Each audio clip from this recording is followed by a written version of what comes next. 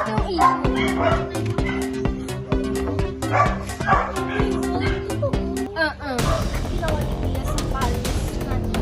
niya mag-picture lang, pero hindi naman sa totoo na naggala siya doon. Wala siyang relasyon ng mga boyfriend doon.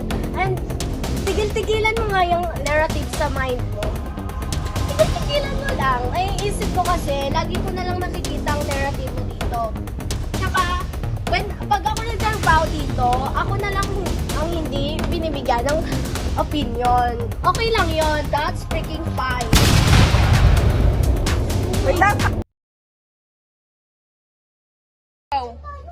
Ano po masasabi niyo sa kanila? Ikaw kasi, lagi ka.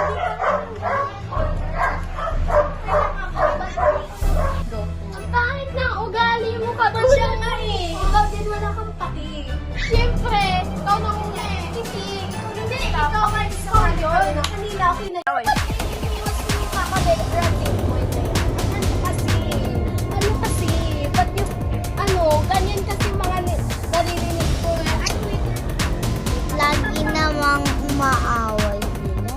at si Adam kasi, wala, siya yung nagiging natin sa pamilya natin.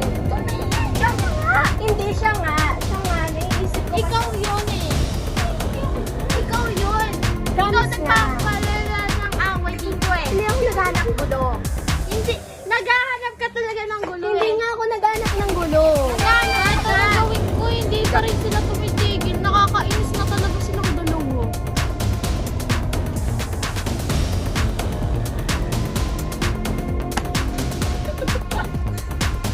Ano ba, Mitis? Ano mali? Bakit ka pa nabawal sa kaaway? Pamaliiyan, wala ka kasi kwento sa paano. Mapakailan mo ba kay Misha? Buti pa nga siya nag-release eh. Kasi pag napunta dito ko wala kaming relasyon. Kasi wala kaming makakatulungan sa mga pamilya namin. Napapagod na din ako. Alam mo yun. Napapagod na din ako kasi alam ko na wala akong puso. Yung attitude ko sa kanila. Napapagod na din ako. Hindi ko maiwas-iwas to. Grabe naman yung tulak na yun. Pero okay lang, nahulog naman na ako kay Crush.